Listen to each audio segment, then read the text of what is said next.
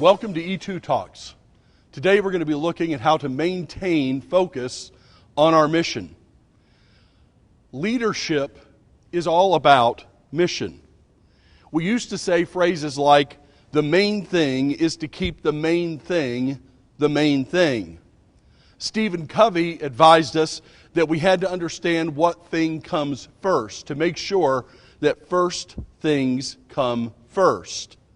I was reading a book once called The 4 Disciplines of Execution that talked about why certain organizations, institutions, businesses, civic organizations were able to achieve more rapidly than other institutions. And it said it is because they had a WIG, a wildly important goal. Notice, singular. They were trying to accomplish one thing. You see, we have to maintain focus on our singular mission, or we will begin to drift. I have spoken at a church camp near Bergholz, Ohio. This church camp is a wonderful place, but as I traveled to it, I actually lost GPS signal. When I finally found the church camp, I asked them, how many people get lost around here? They kind of chuckled and they said, yeah, it's kind of common to lose your GPS signal, but airplane pilots know exactly where we are. And I said, what do you mean? He said, anybody who has ever had to fly into Pittsburgh, the signal light, the signal that goes to the aircraft for them to get a bearing check before making their final approach to Pittsburgh, is in Bergholz. So every airline pilot knows to look for that signal to get its bearing straight, to know that it's going in the right direction, to know that it's making the right decision in order to land at Pittsburgh.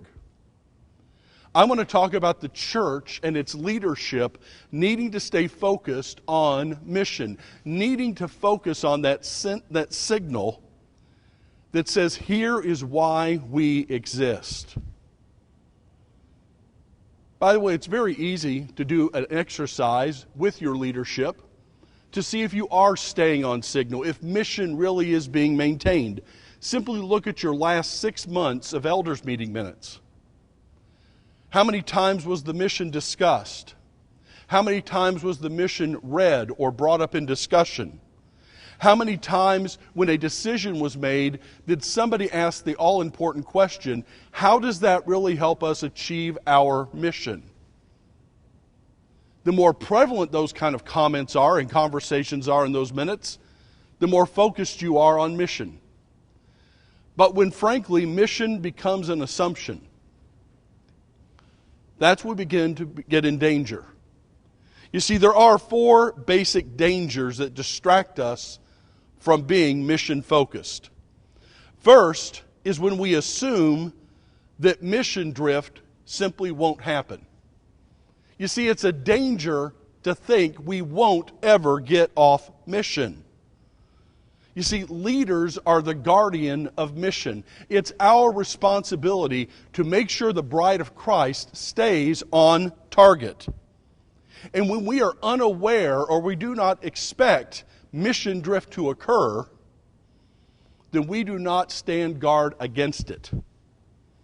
So my first statement is we need to assume that mission drift is going to happen and be on guard for it. Another danger is simply this: what is our rationale for what we do? You see, we need to know why we do certain things, why we make certain decisions, and ultimately that why has to be found in our mission. You see, when we start making decisions as leaders that are apart from the mission of the church, when we start saying, well, what's the most practical? We don't really mean practical solution, we mean pragmatic. We think getting rid of the problem is the solution, instead of saying we need to make a decision about an issue that helps us advance our mission. And that requires a whole nother level of thought, not to mention a whole level of commitment to our mission. because without it, we simply become pragmatists. Another danger we need to be aware of is what Stephen Covey called sharpening the saw. I won't go into his illustration, but he simply spoke of people who became so busy at doing what they've always done, they never stop to ask, are we actually achieving anything with everything we are doing? When we start settling for efficiency instead of effectiveness, when we start settling for simply being busy rather than seeing that the kingdom advances, we're in danger of losing focus on our mission. I've actually brought this up with a church before, and they opened up their church calendar and they said, but look at all the things we have going on. And yet when I showed them and asked, how does this relate to your church's mission? How does this help seek and save the lost? How does this build disciples? They really didn't know. A fourth danger is simply this. When we become shotguns rather than rifles. When we say things like, we have 17 strategic initiatives instead of one main mission. We become spread out. We take the church's resources, people, tithe, talents, and we spread them so thin across 17 objectives when in fact we need to have how many?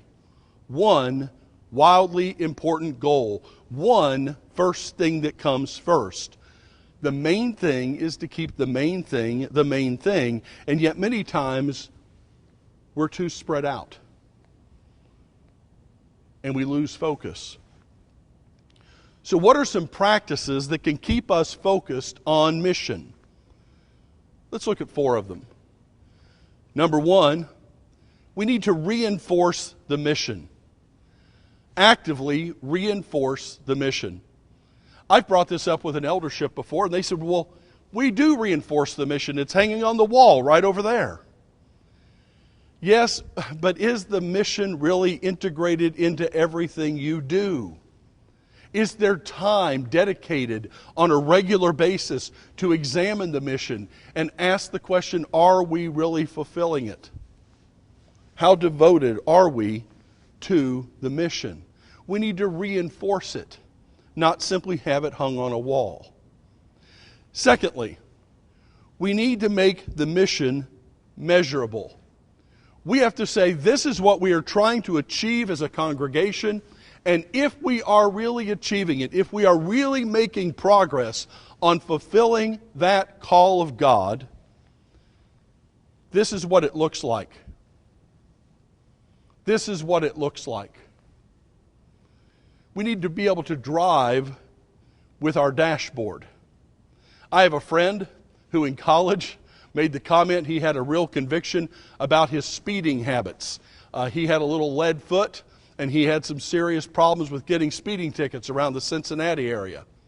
And I spoke to him one day, and he said, I've solved it. Don't worry, I fixed it. You've learned to restrain yourself. You're kind of paying attention to the dashboard. He said, no, I just took the speedometer needle off. That doesn't really solve it. That doesn't really fix it. You see, we need to make sure the mission is measurable and that we can actually say, are we or are we not making progress on it? Which means, number 3, sometimes our mission needs to be re-engineered. Sometimes the way we were seeking to fulfill our mission used to work, used to be relevant, used to impact our communities. But let's be honest, if I said, how has your community changed in the last 10 years? And how are you changing your ministry to reach out to those changes, to address those needs, to reach those new people in your community? Yes, we may have a focus on mission, but to make sure it does not get lost, we need to routinely practice re-engineering it, re-expressing it, changing our ministry to fit our mission. And the fourth practice that we really need to do is to assess our mission fulfillment.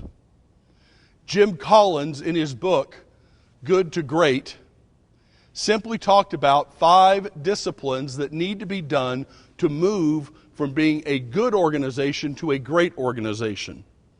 And the third discipline that he brings up is that we have to confront the brutal facts. Now hear that. Confront the brutal facts. We need to assess our mission fulfillment. Are we really doing it? The late Dr. Joe Ellis of Cincinnati Christian Seminary used to walk into the room with the faculty gathered, write on the board the mission statement of the seminary, and say, are we doing it? Are we fulfilling it? No excuses. And that's what we need to do in our churches. This is our mission. This is what God has called us to do. This is our wildly important goal. We are going to get rid of the dangers, and we are going to continue to focus on those things that will reinforce, re-engineer, make our mission measurable by assessing its fulfillment with no excuses. We will not look at the facts and dismiss them. We will not make a decision based on ease or popularity, but rather by asking the question, is it in support of our mission? Because when we can maintain mission focus, we can lead the church effectively. So lead well.